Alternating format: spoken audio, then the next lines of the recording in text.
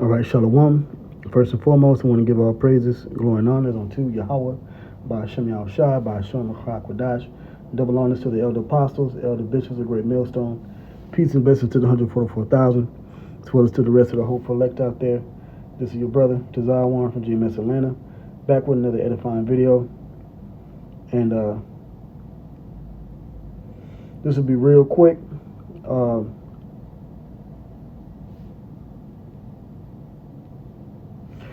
Another step closer to the Motb, and it says it's a biometric world after all.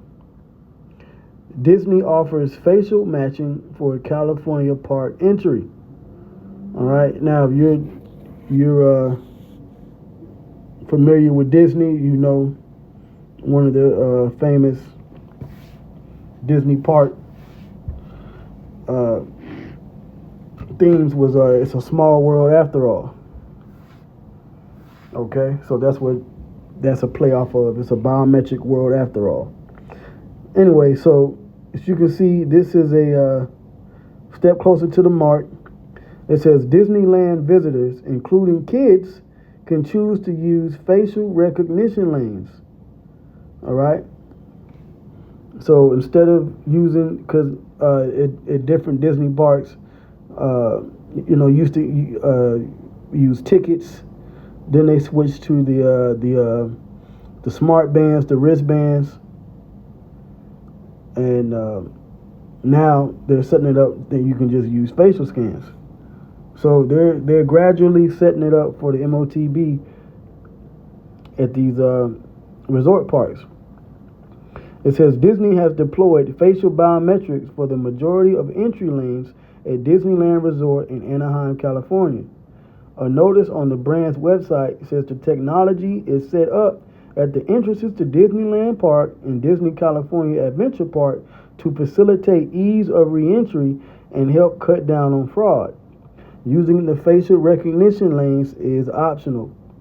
So this is all I need to read. This is all I need to read. This is a step closer. This is a step closer to the Motb. Instead of using the wristbands, standing in line, you can go through with facial recognition. Okay? They're setting up the digital biometric system as they're doing in all these different stadiums.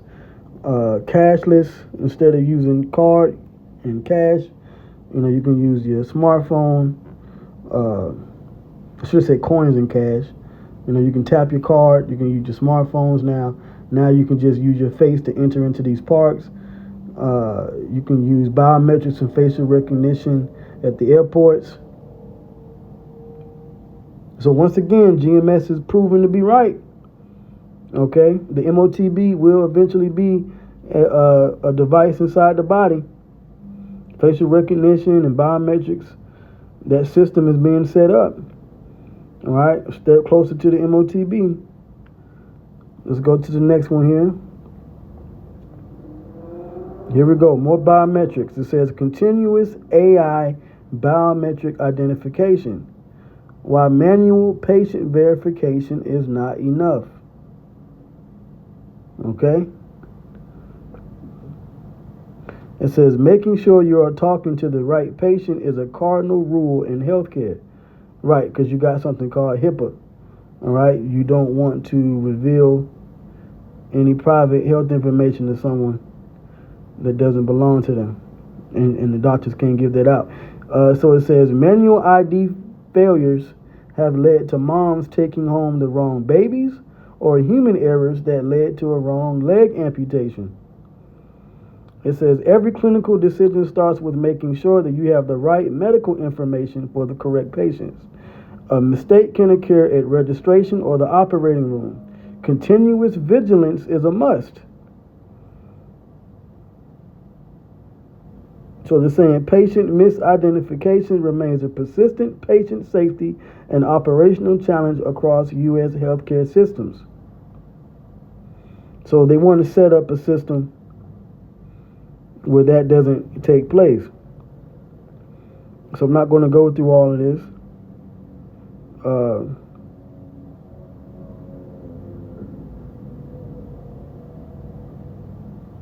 So it says a new model for patient verification, a step closer to the MOTB.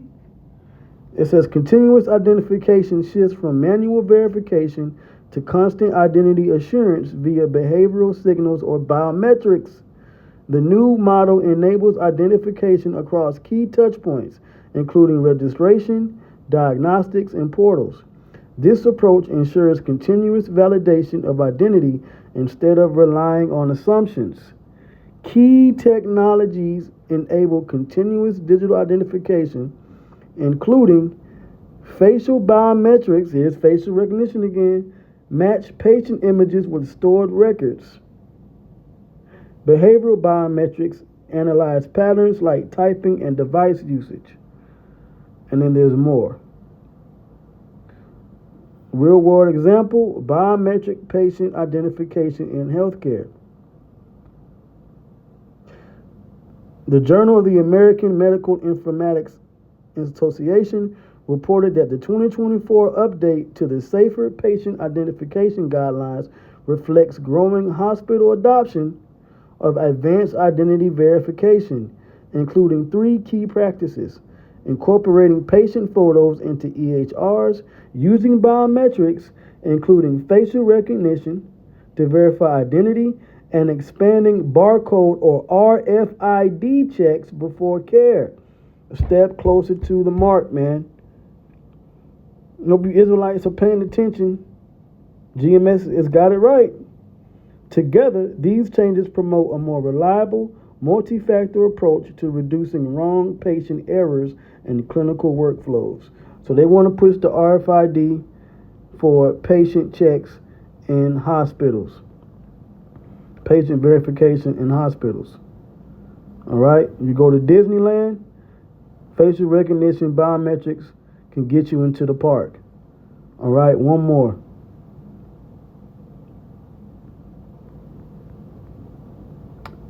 It's still dealing with healthcare. Digital health systems keep failing. The fix isn't more tech, it's designing with and for people.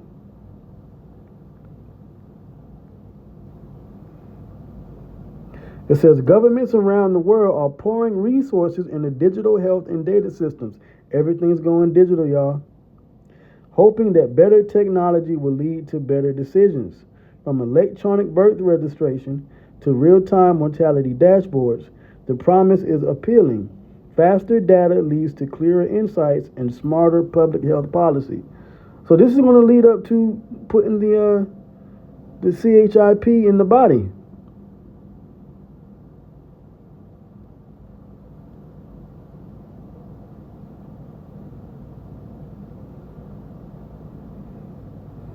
So that's the point. It mentions Rwanda. It mentions Ecuador. It mentions Sierra Leone. So basically, in order to improve healthcare systems, they want to make it more streamlined for people to use while improving on the technology. So this is the next thing. So hope you were edified. I'm going to end it here. Another step closer to the MOTB. All praises goes into Yahweh B'Shem Yahushua B'Shem Ruach Kodash. Biometrics and digital ID verification is the next wave, man. Hey, as it says in this article, it's a biometric world after all. Hey, so with that, Shalom.